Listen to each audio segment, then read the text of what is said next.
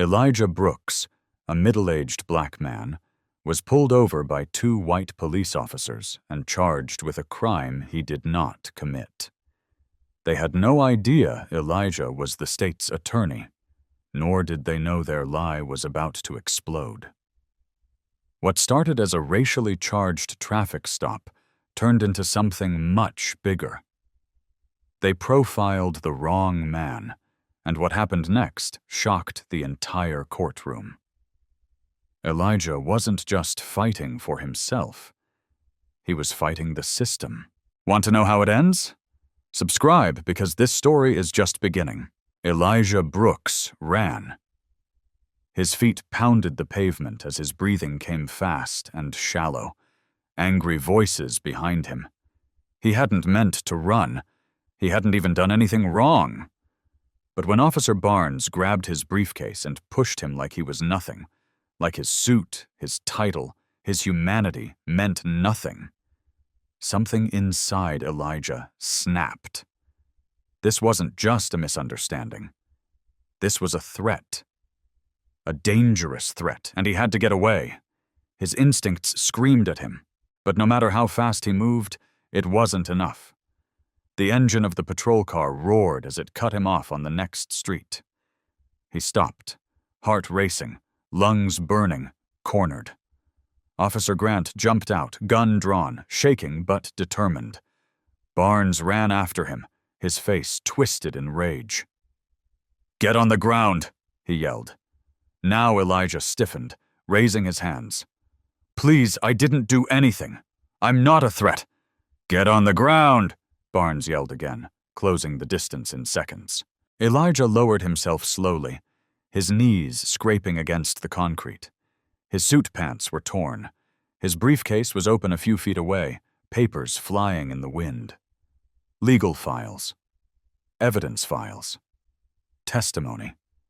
All of it now scattered like trash.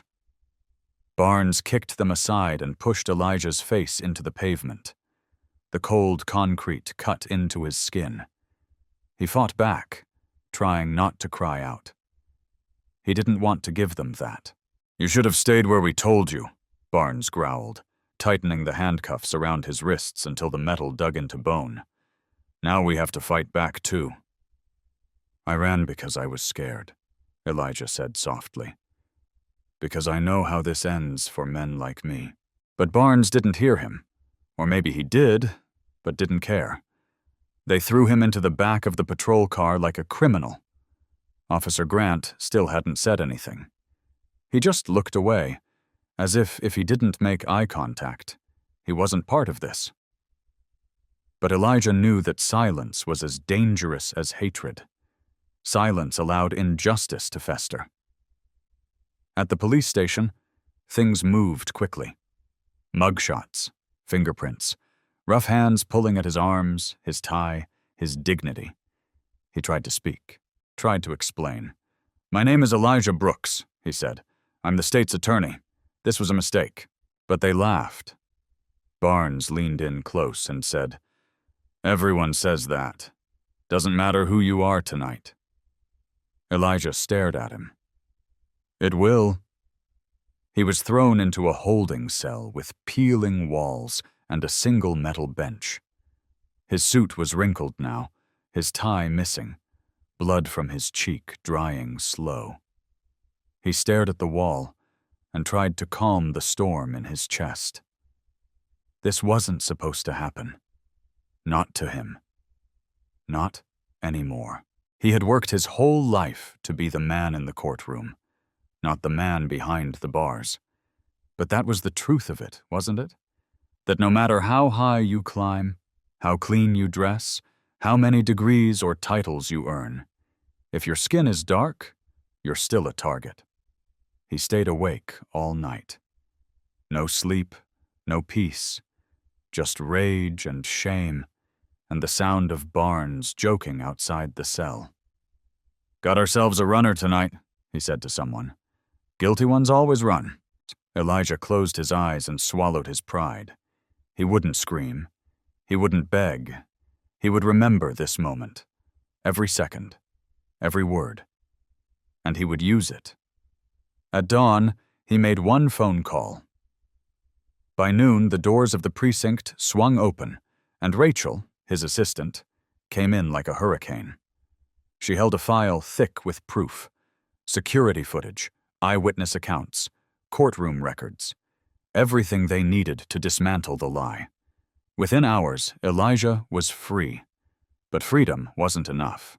The bruises on his wrists would fade. The humiliation would not. The fear? That would stay. A week later, he stood in court, no longer in the defendant's seat, but standing tall as his own lawyer. He wore the same suit they'd torn, carried the same briefcase they'd laughed at, and he didn't flinch.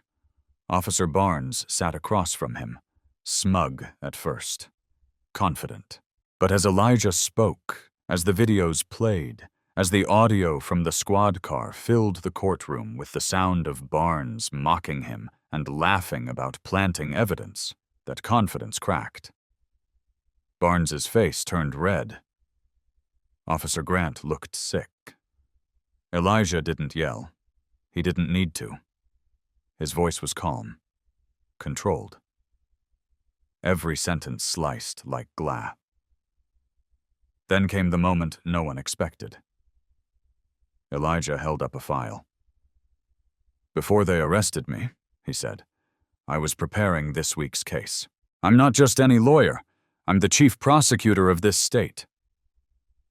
The room went silent. You could feel the shift. Barnes paled. Elijah stepped closer. "This is what racism looks like. This is what abuse of power looks like. And this is where it ends." The judge dismissed all charges. But Elijah didn't stop there. He filed a complaint. An investigation opened. Barnes lost his badge. Grant confessed and agreed to testify. The truth couldn't be buried anymore. Outside the courthouse, Elijah spoke to the press. His voice was steady, but there was emotion behind every word. "This wasn't just about me. It's about every black man who walks a street at night and fears the lights behind him. It's about a system that still doesn't see us as equals. But we can change it. We must." The crowd erupted in applause, but Elijah didn't smile. He just nodded once and stepped away, because the fight wasn't over. And neither was he. If you want to hear what happens next in Elijah's journey and the lives he's about to change, hit that subscribe button. Stories like this need to be told and heard. Elijah Brooks stood outside the courthouse, the applause fading behind him like a distant echo he couldn't trust. The sun was shining, but it didn't feel warm. His bruises still ached beneath his suit, hidden but throbbing like quiet reminders that his body had been pushed, shoved, humiliated. He had won the court. He had shattered the lies. But deep down, Elijah knew this battle was far from over, because the damage didn't stop at the cell door. It followed him. It seeped into every part of his life like a poison. Slow, silent, and cruel. That night, after the trial, he drove home alone. He didn't turn on music. He didn't make a call. He just gripped the wheel with fingers that had once flipped through law books, signed justice orders, and now trembled slightly from the adrenaline of survival. He pulled into his driveway, stepped out of the car, and looked up at the house that was supposed to be his refuge. But as he unlocked the door, something didn't feel right. Inside, it was quiet. Too quiet.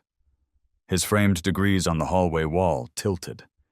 His desk had been rifled through, drawers left half open. Someone had been here. Fear pricked his spine.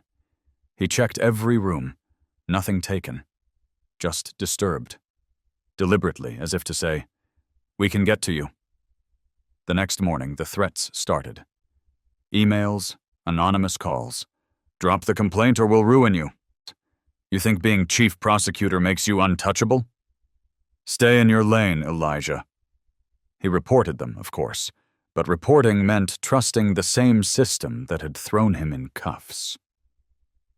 Every time his phone buzzed, his stomach turned. Was it a case update?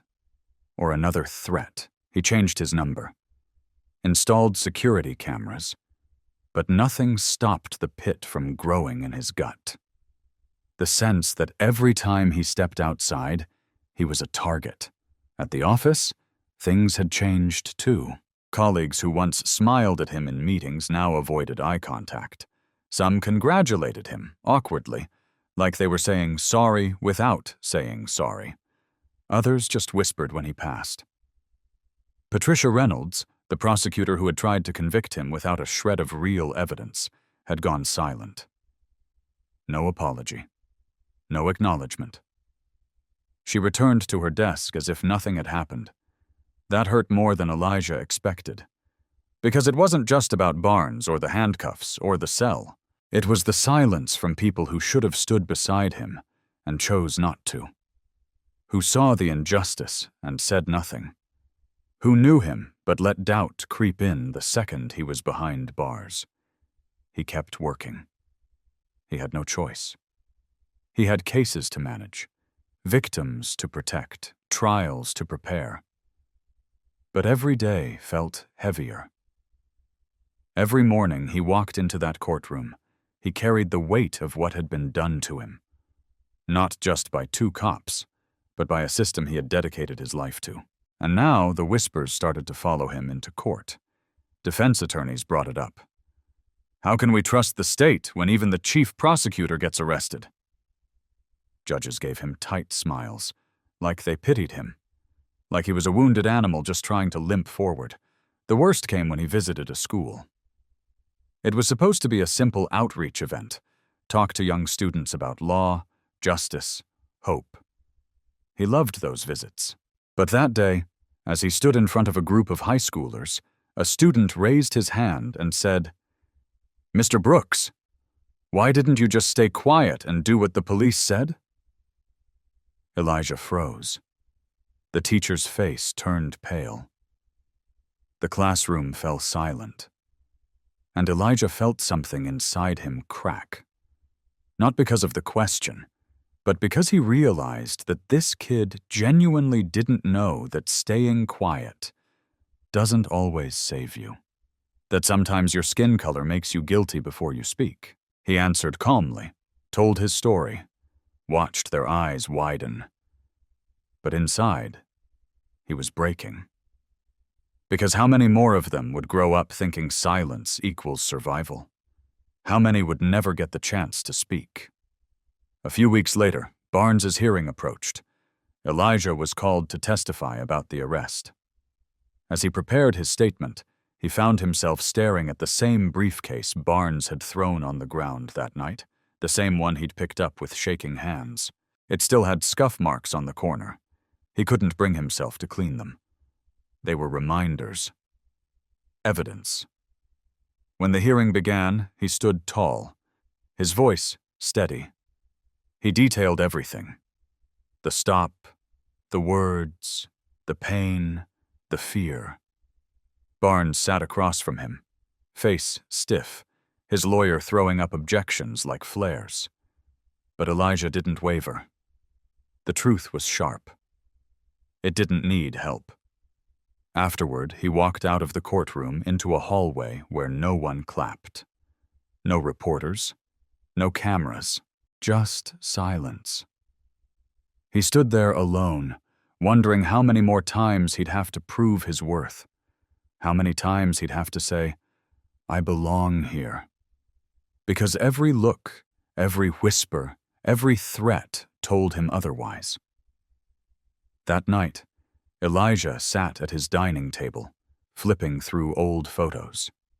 His father, a preacher. His mother, a teacher. They had raised him to believe in justice, in hard work, in dignity. But as he stared at their faces, he felt something bitter stir in his chest, He had done everything right, played by every rule.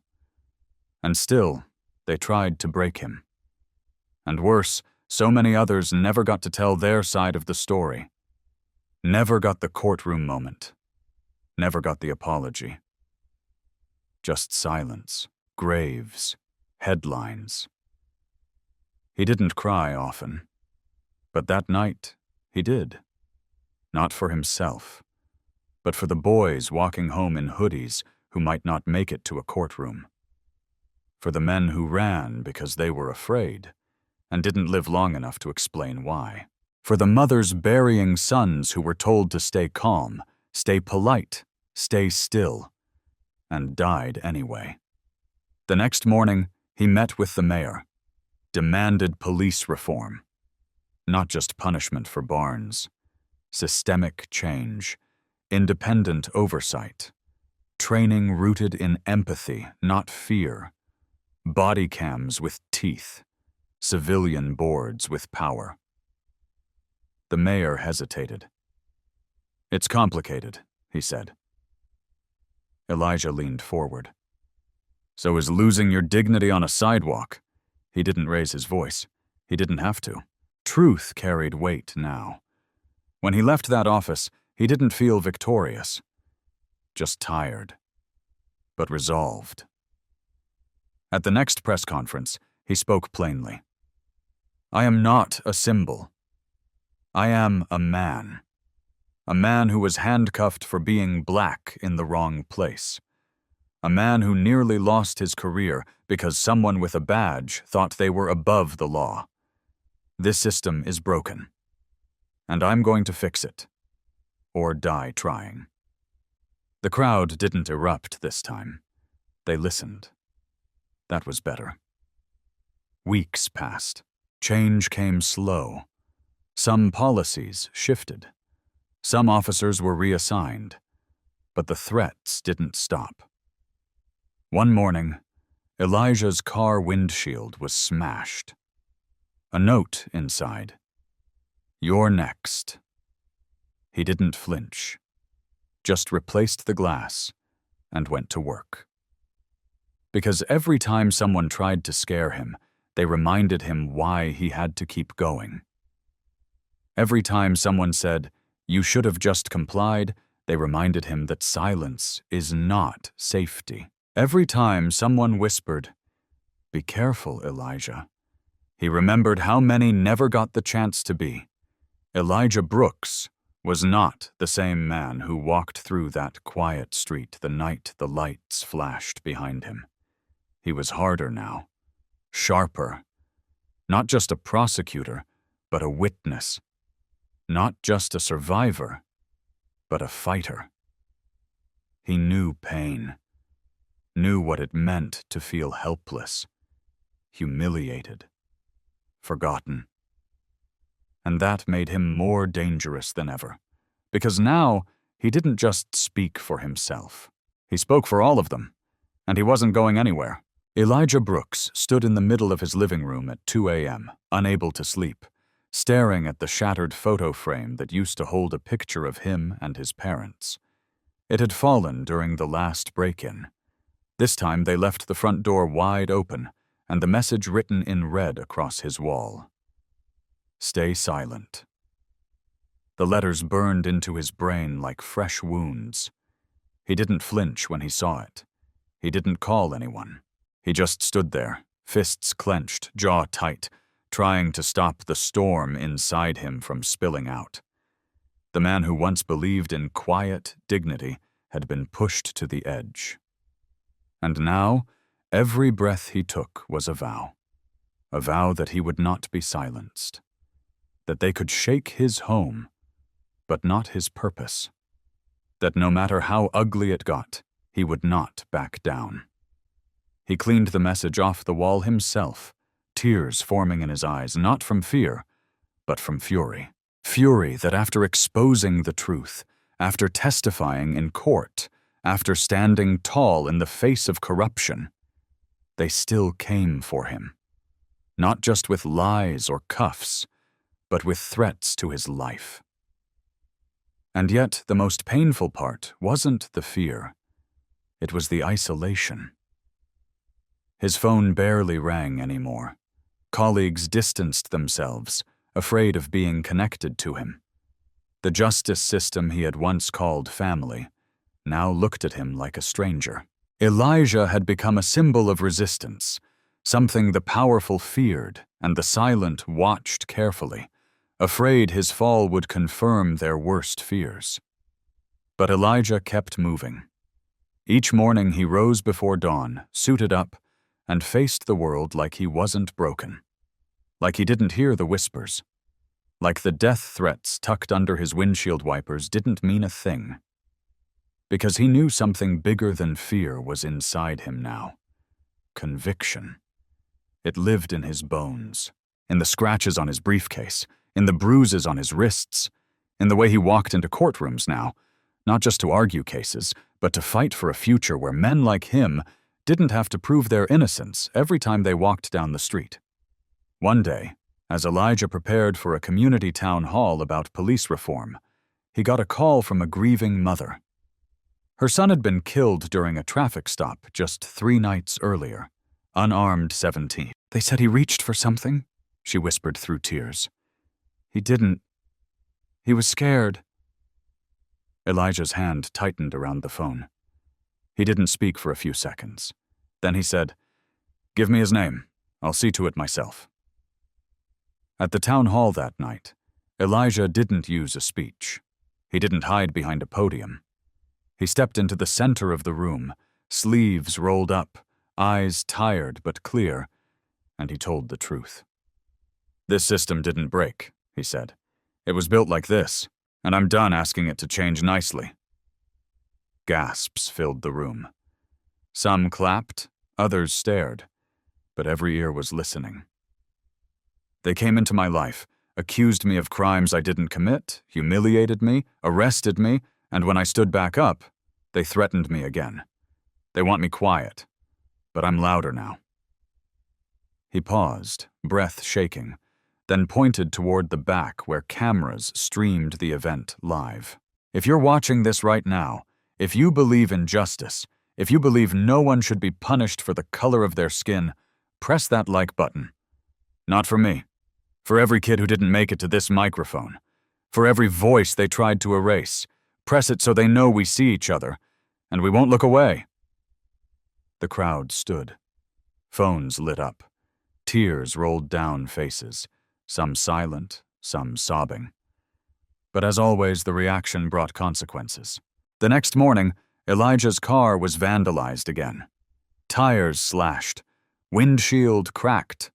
A noose hung from the mirror. He stood there, shoulders back, and called the tow truck like it was routine. Because by now, it was. But that didn't mean it didn't hurt. Every attack, every shadow following him down the street, every online threat sent at 3 a.m., they didn't break him, but they chipped away at his soul.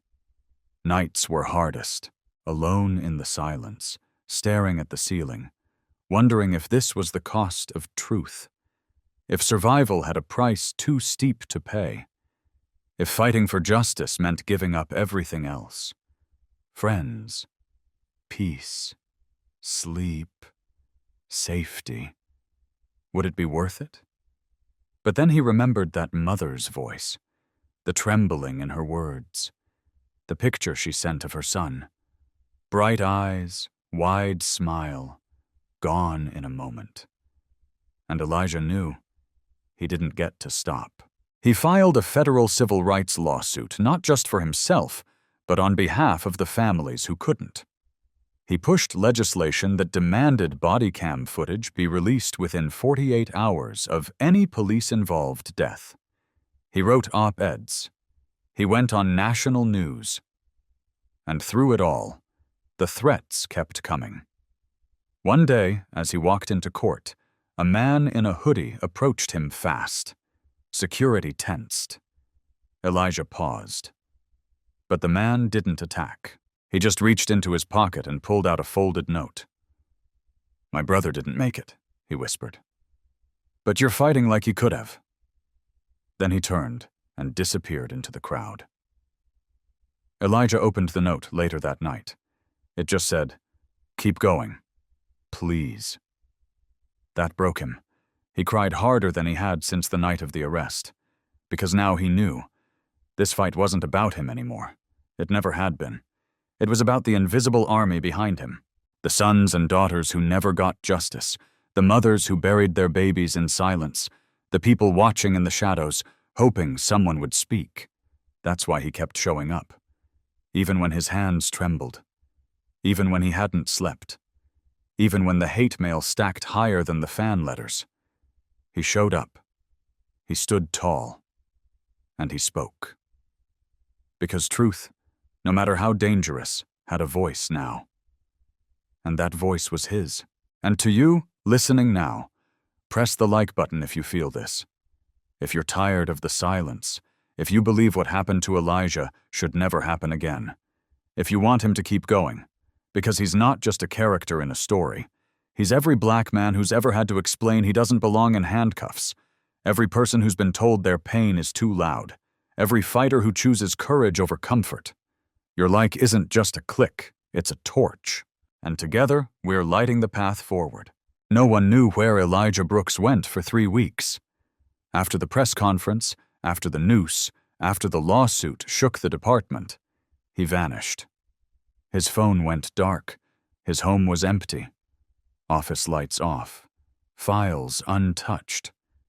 Some thought he'd fled, that the pressure had finally broken him. Others whispered darker things. Maybe someone got to him. But the truth was stranger than either. Elijah hadn't run. He had gone undercover. Again. Quietly. On his own. Because he'd uncovered something in the middle of the chaos that no one else saw. A single document slipped into his inbox under an anonymous name. It was encrypted. Untraceable. At first he thought it was a prank, but the deeper he dug, the colder the room got. What he found wasn't just about Officer Barnes or a racist precinct. It was bigger. Much bigger. A network. A system of corruption that stretched across multiple counties, officers protecting each other, altering evidence, burying misconduct reports, exchanging favors with judges and prosecutors who should have known better. And in the center of it all? A single name. Project Sentinel. Elijah didn't know what it meant, but he knew enough to realize one thing. If he exposed this, it wouldn't just shake a department.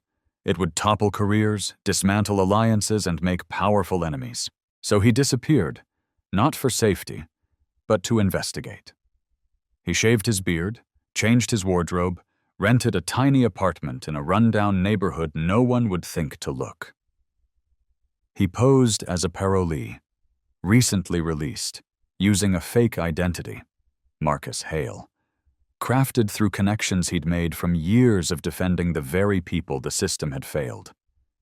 He took buses instead of driving, ate at corner diners, worked nights in a warehouse to sell the illusion, all while following the trail. At first, the leads were dry, muffled conversations, names half-spoken. But then came the first break. An off-duty cop at a dive bar mentioned something about a ghost list. A list of arrests that never made it to public record, names that vanished, victims who were never booked, but were never seen again.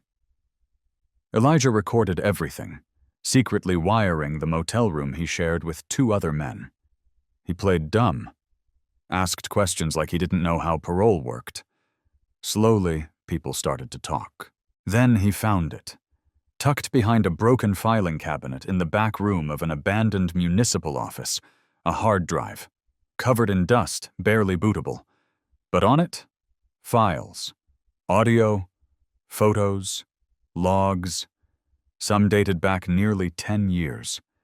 Others as recent as last month, unarmed suspects beaten off camera, dashcam footage conveniently lost, whistleblowers transferred, demoted, discredited, And Project Sentinel, it was a code name, an informal group of officers, some current, some retired, who shared intel on who to watch, who to silence, who to eliminate. And Elijah? His name was on that list. Marked escalating risk, disrupt or remove. He stared at the screen in disbelief, heart pounding. They knew. They had been watching, planning, and now he had proof. But getting it out wouldn't be easy, because by now, someone knew he was poking around. One night, on his walk home, Elijah noticed it. Headlights in the same rearview mirror 2 nights in a row. A shadow outside his window that didn't belong. Someone was closing in, so he made a choice. He packed the drive in a hollowed-out law textbook and sent it to his assistant, Rachel. No note, no warning, just trust. Then he went completely silent. For 2 days, he stayed in the shadows, moving from shelter to shelter, cutting all contact. Then, on the 3rd day, someone knocked at his motel door. A man in plain clothes. No badge, just eyes that didn't blink. "Marcus Hale?" he asked. Elijah nodded. "Time's up," the man said, pulling something from his jacket. But Elijah had been ready.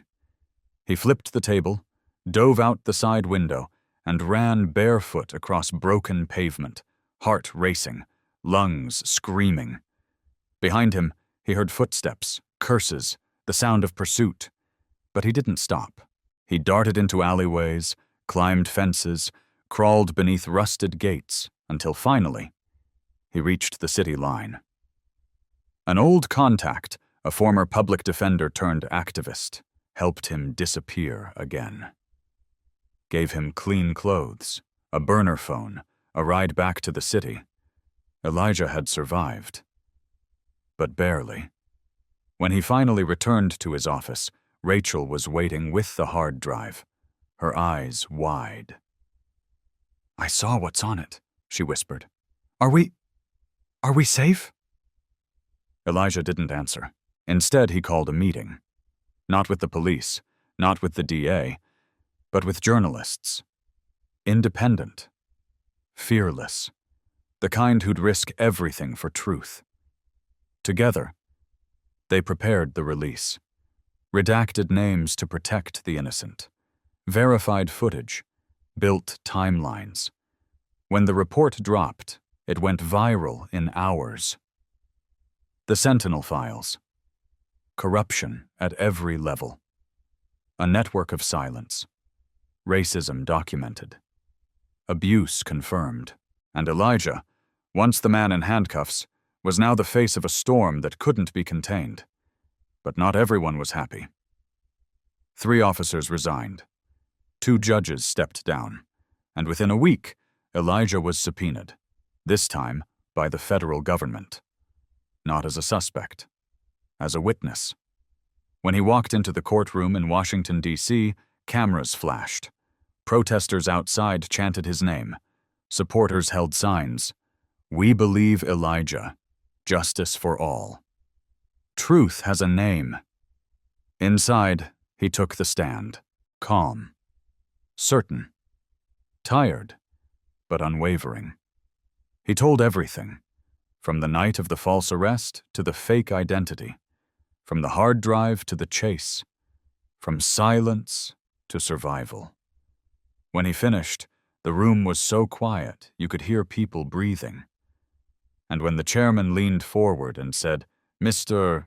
Brooks, why did you risk your career, your life, to uncover this?" Elijah looked up and answered softly, "Because if I didn't, who would?" That line echoed across social media, through courtrooms, through classrooms. The man who'd been thrown on the ground for walking while black was now rewriting history. But the danger wasn't over. One night, after returning home from a televised interview, Elijah found his door open again. This time, no threats, just a single photo. taped to the mirror. It was him, sitting on the witness stand. And behind it, a sticky note. Some truths cost more than others. He didn't sleep that night, but he didn't hide either. The next day, he gave a speech at the state university, to law students, to dreamers, to fighters. And this time, he didn't hold back. If you're watching this, if you're listening, leave a comment, he said. Tell me you believe. Tell me I'm not alone. Because this fight, it's not just mine. It's ours. And I'm still here, still standing, still speaking. The crowd stood, applauded, tears flowed. And online, thousands of comments poured in. We see you, Elijah. Keep going. You're the hope we needed. We believe you. And now, you reading this, what would you say to Elijah? What would you tell the man who put everything on the line to fight a system built to break him? Would you hit comment? Would you say, don't stop now? Because he's still out there, still in courtrooms, still in meetings, still staring down the machine and saying, no more. And your words might be the light he needs on the darkest night. So say something. Because Elijah Brooks didn't just fight, he changed everything. They had no idea who he was when they stopped him that night. No idea they were profiling the state's chief prosecutor. No idea the man they handcuffed, shoved, and humiliated was the same man preparing to take down a powerful network of injustice. But they didn't need to know. All they saw was a black man in a nice suit on a quiet street. That was enough.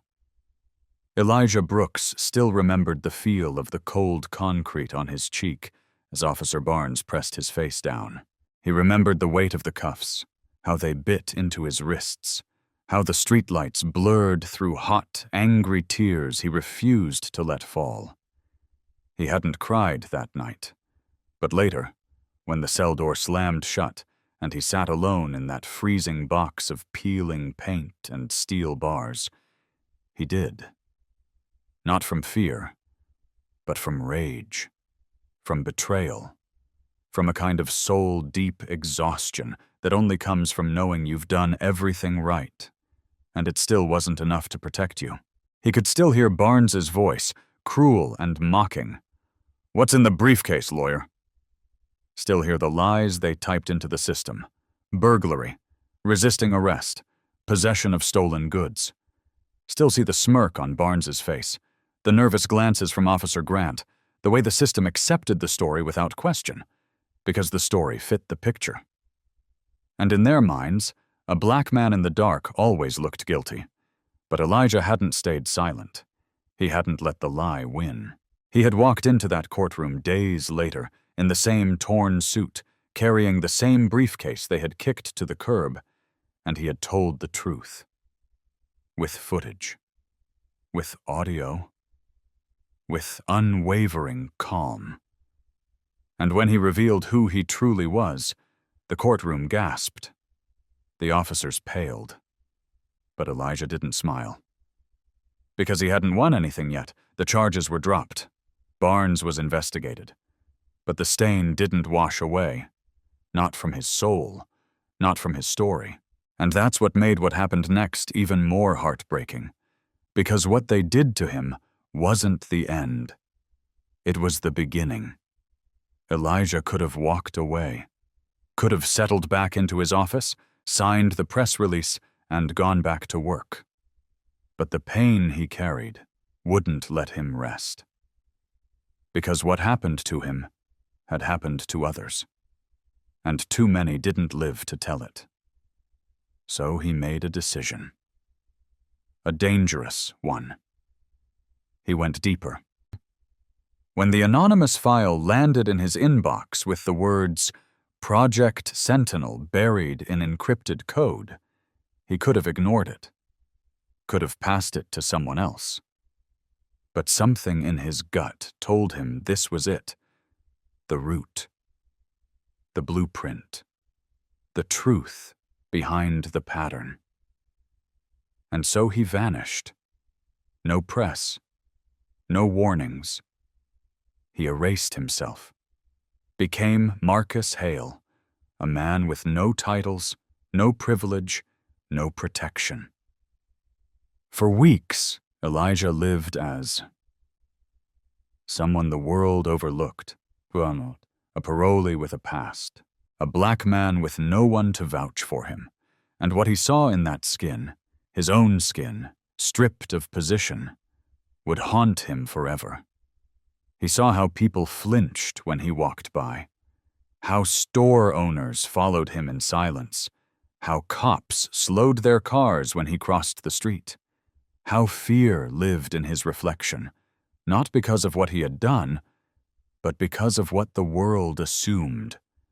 And in the darkest corners of the city, Elijah found the truth, found evidence of ghost arrests, of altered dashcam footage, of internal memos warning officers which suspects to label dangerous. And worse, he found his own name on a list marked disrupt or remove. A target, marked for silencing. That night, he didn't sleep, just stared at that screen until the sunrise bled through his motel blinds. He had proof now, but getting it out would cost him everything. The moment the plainclothes man came to his motel room, Elijah knew the risk had become real. The man said nothing, just reached into his coat. Elijah didn't wait. He bolted, barefoot, through back alleys, scaling fences, his heart pounding with the weight of 1,000 untold stories. By the time he reached a safe house, his feet were bleeding, but he was alive. Barely. He mailed the hard drive to his assistant, Rachel, in silence, trusted she'd know what to do. And then, he prepared for war. When the Sentinel files dropped, it was like fire. Departments shook, officers resigned, judges panicked, news anchors struggled to keep up. And in the center of it all was one man, the man they arrested for walking while black. The man they tried to destroy. The man who uncovered the truth while pretending to be no one. But the celebration never came. Because with exposure came revenge. Death threats. Vandalism. Another break-in. This time, they left nothing but a printed photo of Elijah on the witness stand with a single line scrawled underneath. Some truths should stay buried. He didn't flinch. Instead, he stood before the nation. Again. This time at a university, speaking to law students, young voices desperate to believe that justice could still mean something. Elijah stood there. Scars beneath his suit, pain behind his eyes, and told them the truth. I was thrown to the ground because of the color of my skin, lied about, stripped of my dignity, and when I stood back up, they tried to silence me again.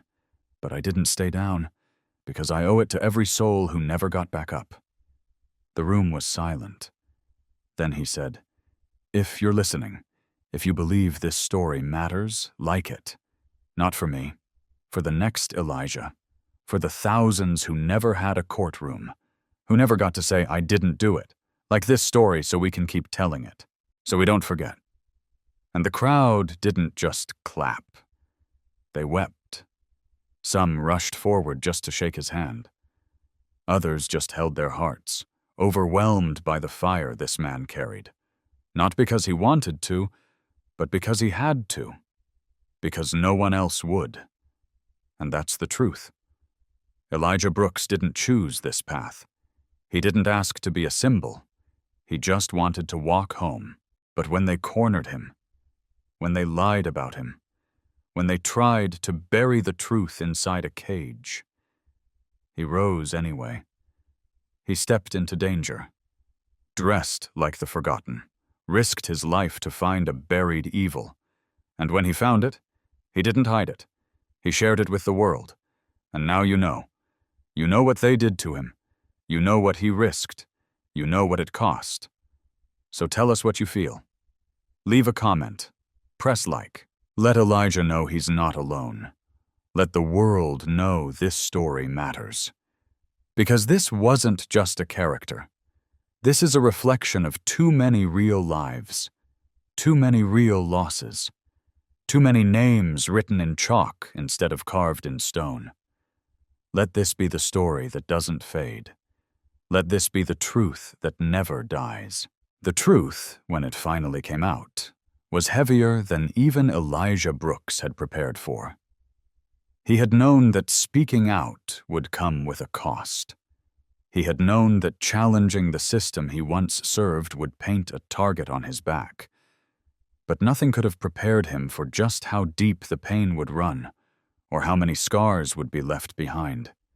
Not just on his body, but on his soul. From the moment those two officers stopped him on that quiet street and accused him of a crime he didn't commit, everything in his life began to unravel. He had done nothing wrong. He was simply walking home, briefcase in hand, suit freshly pressed, mind full of tomorrow's trial.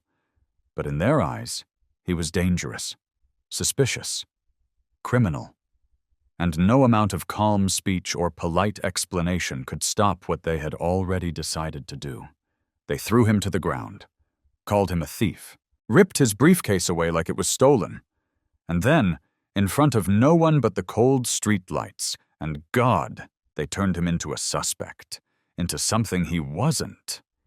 He tried to explain, told them he was a lawyer, told them he was coming home from his office. But it didn't matter. Officer Barnes just laughed in his face. "A lawyer?" he said. "That's a new one." And with that, Elijah was cuffed, shoved into the back of a cruiser, and taken to a precinct that treated him like trash. They stripped him of his belongings, his dignity, filed fake charges, mocked him from across the hall. And the most painful part? They never even asked for proof. They never asked who he was. They just assumed. Because he was black. Because he was alone. Because he dared to exist in a neighborhood they didn't think he belonged to. And that night in the cell, alone, humiliated, heart racing, Elijah sat on the cold bench and thought, this is what it feels like to be erased. Not just as a man, but as a human being. And as someone who had spent years fighting for justice, it broke something in him to realize how close the system always was to turning on him. But Elijah didn't stay silent. He called his team. Got out within hours. And in court, he revealed the truth. Who he was, what they did to him, and how deep the lies went. He humiliated Barnes with evidence, exposed Officer Grant's silence, and when he told the courtroom he was the chief prosecutor of the state, the air left the room. They hadn't just arrested an innocent man, they'd arrested one of the most powerful legal figures in the region. And still, it had almost worked. That alone should have been the end. But it wasn't, because Elijah couldn't shake the weight of it. Couldn't sleep without hearing the words, "Turn around, hands behind your back." Couldn't walk into a courtroom without remembering the sound of steel doors slamming behind him. Couldn't forget the way Officer Barnes chuckled, "Another one off the streets." So he didn't go back to normal. He didn't just return to work. Instead, he went deeper. He followed a trail of documents, an encrypted file someone had sent him, full of names, evidence, secrets. At the center was something called Project Sentinel, a shadow network of corruption, discrimination, and cover-ups that stretched across agencies and departments. To expose it, Elijah had to disappear. He lived as a different man, Marcus Hale, blending into a world where no one knew his name or title. For weeks he wore second-hand clothes, took night jobs, listened to conversations in bars and basements, gathering evidence piece by piece.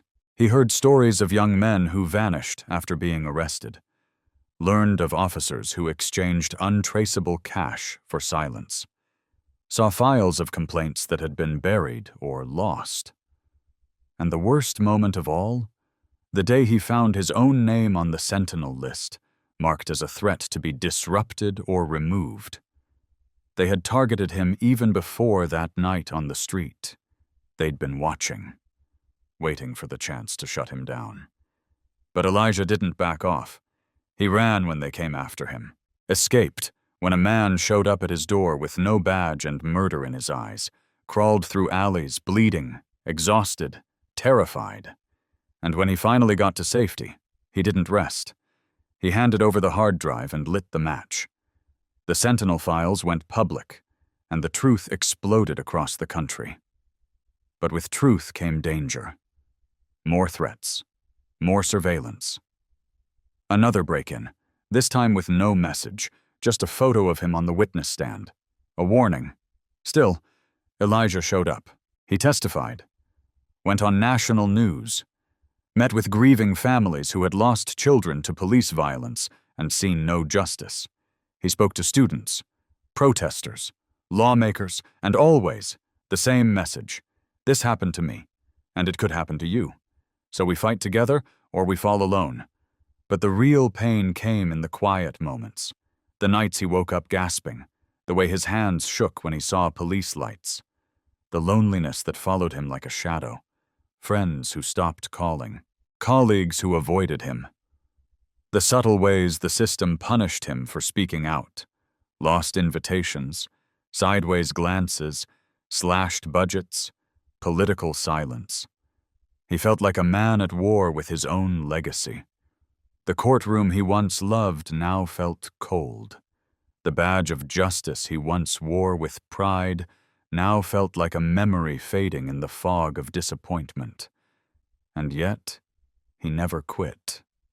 Even when he doubted, even when he stood in front of a mirror and asked himself, was it worth it? Even when the nights felt endless and the weight felt unbearable, he pressed forward. Because he remembered the mother who called him, voice trembling, saying, "My son didn't do anything either." Because he remembered the protester who whispered, "You gave me hope." Because he remembered what it felt like to be silenced, and how many people never got the chance to speak again. Elijah Brooks kept fighting because the fight was all he had left. And when reform finally came, when body cam laws changed, when 2 district judges resigned, when new oversight boards were created, it still didn't feel like enough. Not to him. Because no law could give him back what he lost. The sense of safety, the belief in fairness, the illusion that his skin wouldn't make him a suspect. But even in that grief, he found purpose. He turned pain into fire, and he used that fire to light the way for others. Now the world knows the truth. They know what he suffered, how he was profiled, lied about, betrayed, how he risked his life undercover, how he brought down corruption with nothing but a hard drive and unshakable will, how he didn't just survive the system, he exposed it. And still he walks forward, not just as a prosecutor, not just as a survivor, but as a symbol of what happens when courage refuses to die. So, if you're hearing this story now, if it touched something in your chest, if you felt his fear, his anger, his exhaustion, say something. Leave a comment. Let Elijah know he's not alone, because this isn't just a story, it's a mirror. And in that mirror we see ourselves, our fears, our silence, our strength. He carried this fight on his back for all of us. Now it's our turn to carry him. Elijah Brooks stood on the courthouse steps, not with cameras flashing this time, but with the soft golden hue of sunset warming the city behind him. The crowd had thinned, the noise had quieted, and for the first time in a long while, Elijah could hear his own breath.